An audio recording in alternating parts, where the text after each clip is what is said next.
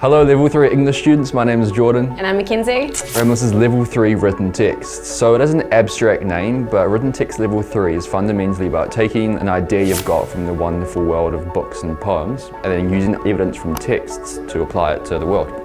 So some of these aspects can include the author's purpose, intended audience, settings, characters, language, features, and narrative structure. And the most important thing about Level 3, the thing that most students don't pick up on, is that the whole focus of the essay shifts. Instead of being about an idea you've got from a book, like an idea in the text, it's about an idea about literature as a whole. So for example, a text set in a challenging environment has much to teach us, like in last year's exam.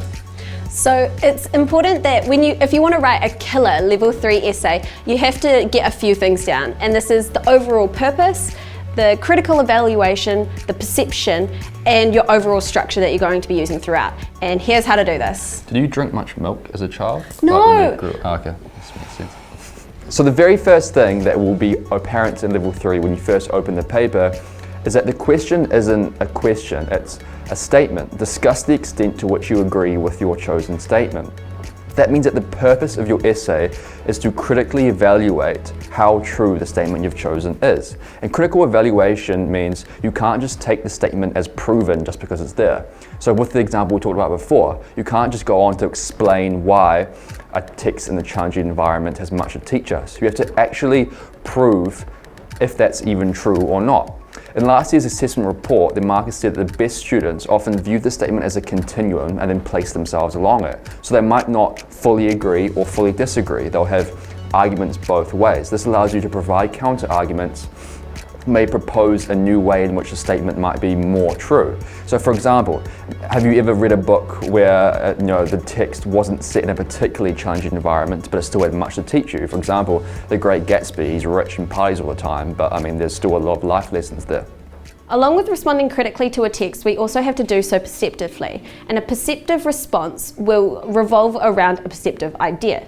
So what is a perceptive idea? It's discussing one of the big three, and these are the wider society, so this could be either in the author's time or our current society, the human condition or the human experience, where we are analysing everything that makes us human, strengths, weaknesses, experiences, emotions, and then also there's the wider literature. And so this is why the author wrote what they did at their time, what inspired them, how did they contribute to the other existing literature.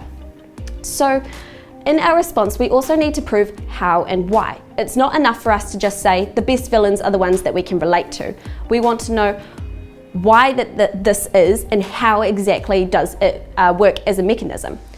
So this is important for the overall context and the purpose of your essay, because it means that you're really understanding the author's perspective and everything that influenced them in their writing. So the essay is persuasive. It's focused on proving an argument, the extent to which you agree with your chosen statement. This means that your essay is thesis-based, not evidence-based. Your thesis is the idea that you're going to prove. So for example, your thesis might be, whilst true that a text set in a challenging environment can have much to teach us, it is the culmination of aspects that determine how much knowledge a text can impart. So things like theme, character, setting, whatever, these are aspects to use as evidence to help prove your thesis. They're not the idea in themselves. For example, you might prove that it is the character's perceptions and experiences that determine how much we get taught, not the setting itself, by talking about how the luxurious setting in The Great Gatsby means it's not challenging.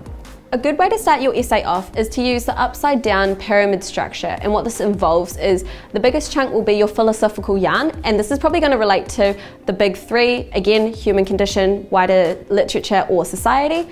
And what you're doing is you're showing markers that the text you're going to be analysing has importance, and you're also showing appreciation of it. Secondly, you're going to have your thesis, and this is going to be 1 to 2 sentences. And if you struggle to start with this, you can say something in your head like, in my essay I will, and then write down whatever comes next. Lastly is your evidence, and what this is the 3 points that you're going to be making in each of your paragraphs. Now, for your body paragraphs, you're going to have 3 very clear ideas in each paragraph, and you're going to be proving your overall thesis. All of your paragraphs should be contributing to your overall thesis. Now, a good but not like compulsory structure for paragraphs is textus, where you start with your thesis statement. You explain it further. How does your text relate to this thesis statement that you're making? You use evidence, and then you analyze this, and then summarize.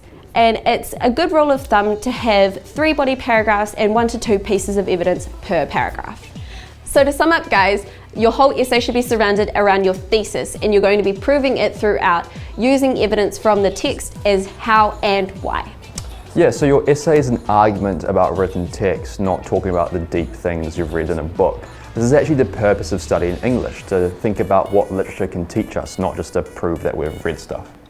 It's also important that in your essay you make it very clear the extent to which you agree or disagree with a statement that you're going to be discussing.